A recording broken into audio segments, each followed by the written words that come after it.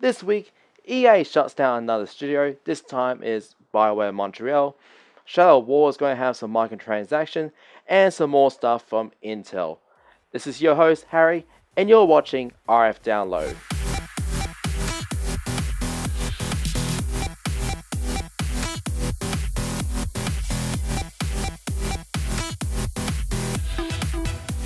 For the tech side, we're just going to be covering with some news stories from Intel. Last couple of weeks we have covered with like AMD, Ryzen, and Threadripper, but I thought it'd be a nice change to cover with Intel on these couple of stories. One of it is on regards with the new Coffee Lake series that's coming out later this year. And turns out if you are planning to do some CPU upgrades with your existing Skylake or Kaby Lake motherboards, so your 100 series or 200 series motherboards, well, we've got some bad news for you. ASRock actually confirmed via a tweet reply that Coffee Lake won't be supporting your 200 series motherboards or your LGA 1151 socket motherboards. Now, this probably won't be much of a concern if it was an entirely new socket, but this is not a case with Coffee Lake. And simply, this new socket is just going to be called LGA 1151 V2. Now, allegedly, this supposed to be incompatible with your 100 series or 200 series motherboards due to like some slightly different, electrical pin configurations. But this is actually not good at all for Intel, regardless. I can probably see why there would be like some changes here and there. One of which I've which also confirm there was a couple of changes within the architecture and your I/O bus support. So particularly with the amount of PCIe lanes on the CPU die. Now, usually with your mainstream, core series, this is going way even back to the first generation Blinfield. That's on the CPU die. The amount of PCIe lanes has always been 16. This is and it has been true up or even including your current Kaby Lake CPUs. Coffee Lake is going to add some more. So going from 16, the Coffee Lake will be supporting 24 PCIe lanes. So what this means, you can on your motherboards, you can either have a full 16 times express lane to your graphics cards, and that means you will have 8 spare lines for another GPU, or if you want to run like some NVMe drives on a PCI Express socket. So that's actually pretty good. As for the tweet, yeah, ASRock actually confirmed the news from a tweet reply, but did some digging around, and that's been taken down.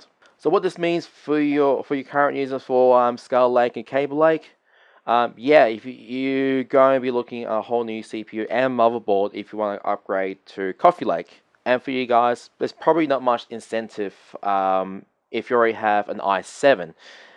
Now, the Coffee Lake i7s is going to be 6-core CPUs with hyperthreading, so 6 cores with 12 threads. So you might be able to see some performance here and there. That does mean that that they will be trying to compete more with Ryzen 5, which has particularly the Ryzen 5 1600X, which has 6 cores, 12 threads, and also in uncertain cases the Ryzen 7, which is the one that has 8 cores, 16 threads. Other than that, for your Skylake Kaby Lake users, again, there's probably not much incentive to upgrade. You're not going to get a huge performance. If you're someone like me who's still rocking a Haswell i7 4770K, yeah, there's a nice upgrade path to go on to. But of course, there's always AMD Ryzen's, particularly with the performance increase from Ryzen to the previous architectures, and its pricing as well, which is very, very competitive. And also, AMD is planned to support the Zen architecture until 2020. Look, I still think that upgrading to Ryzen's is good for the long term. Back to with Intel, and Intel has finally made some plans to launch its 18 core flagship CPU, the Core i9 7980XE. They're planning to launch that on October the 18th. Now, has been confirmed that this particular core, which is pretty much is straight from the Xeon series, pretty much. This 18 core CPU is going to have a base clock of 2.6 gigahertz. Now, while that may be seen to be very low compared to your mainstream CPUs, even on the Intel's 10 core and 12 core CPUs, it does have its turbo frequency clock up to 4.4 gigahertz. Now, this impressive amount of performance on such a CPU die, especially from Intel, will be really nice, but you're going to be forking out a lot of money. According to the MSRP, your recommended pricing is going to be about $2,000 US.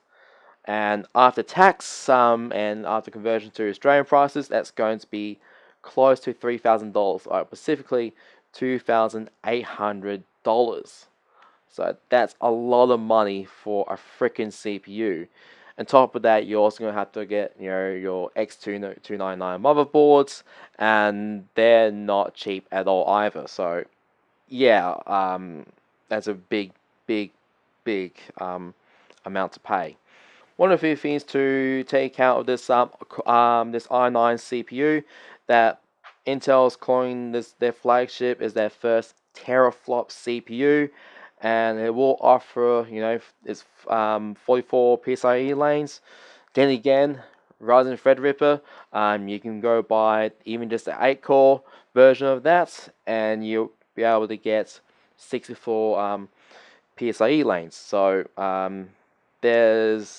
there are some massive differences between Intel's and AMD's offerings. Of course, you can actually be able to overclock this CPU, but considering that it will have a TDP of 165 watts, and also with some of the stories with the thermal performance, it's poor thermal performance of the X299 chipset. Yeah, we probably want to have some decent cooling if you're planning to overclock this big chip. Now, of course, AMD doesn't have an 18-core CPU, but its 16-core 1950X processor, that's still going to cost around about $1,000 US, which is on PLE for around about $1,500. So price wise, is pretty significant.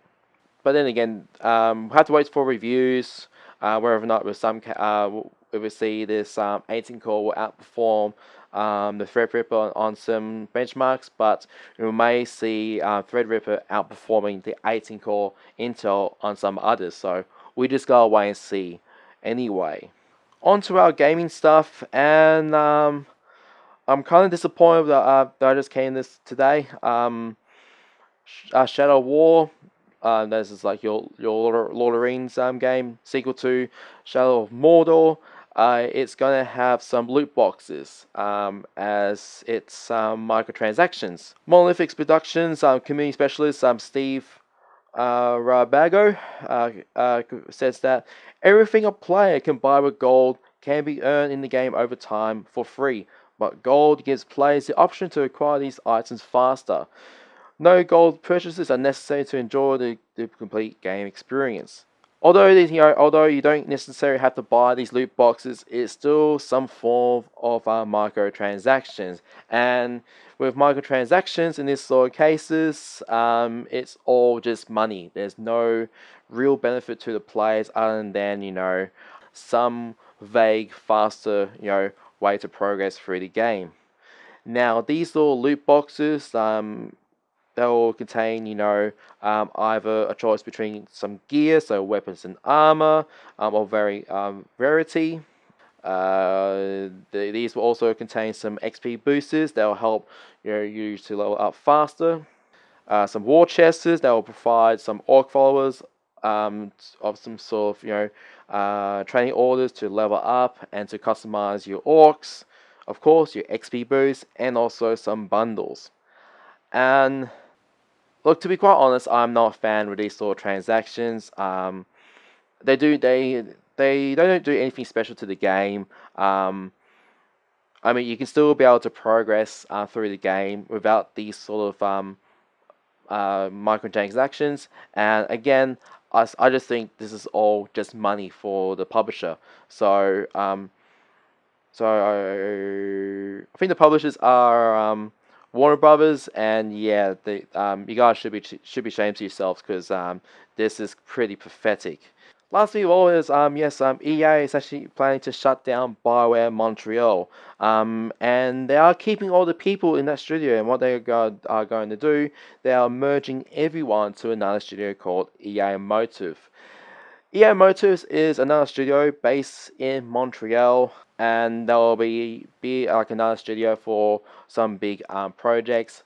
I believe one of the projects is Battlefront 2. So in some ways, it is another studio that EA shut down, but then again, there's no harm in terms of any sort of with employees and the amount. EA CFO Blake Jorgensen said that we are building out a new studio in Montreal, as we told everyone, and we've hired over 100 people into that studio that are brand new to EA. This is to build a new IP around Jade Ramsfield's team that she's been building. But yeah, it is kind of dire for the studio of BioWare Montreal, as the studio was the main team that developed Mass Effect Andromeda. And again, with this game, had a history of some big issues and some really infamous clips. Back at May, they were turned into a support studio, while the main BioWare studio was sorting out some of the bugs and problems of Mass Effect Andromeda. But yeah, looks like EA has some other plans for BioWare Montreal, so it's not good anyway. In some cases, but again, all the people that are employed in BioWare Montreal, they still have their jobs, so it is it is a bittersweet situation. And that's it for the news with RF Download. Now, over the weekend, we went down to Walsland down in Rockingham, and I have to be honest, that is a really great weekend. I wasn't expecting to have so many people, to the point where the organisers of Walsland had to put up some more tables to fit more people in. But that said, more people in the land equals more fun. A lot of the games of PUBG was played, and I think a lot of people were playing that rather than some other games. So I think in the future, hopefully we will play some older titles such as Savage or even Unreal Tournament, some more games of that. That'll be really great. But other than that, a few games with PUBG was pretty nice, and yeah, we had a bit of fun with some some improv games, or not really improv games, some wacky games that they always tend to do. So looking forward to the next Walsland, and as for the organisers for Walsland, you guys have done a great job, and yeah, we'll be coming down again soon. As with RFLAN, you can check us out on our Discord channel. Still pretty active. You go down to discord.gg/RFLAN and come and say hi. Check out on our Facebook page for upcoming events. Of course, RFLAN 59. That's on September 30th. Tickets will be available soon. We'll be having some videos out very soon. We just sort of had some some unexpected situations came across, so had to go do that, but we'll get the videos out, and that's about it. Anyway, as of always, this is Harry, and you've been watching RF Download. I'll see you guys again in the next video.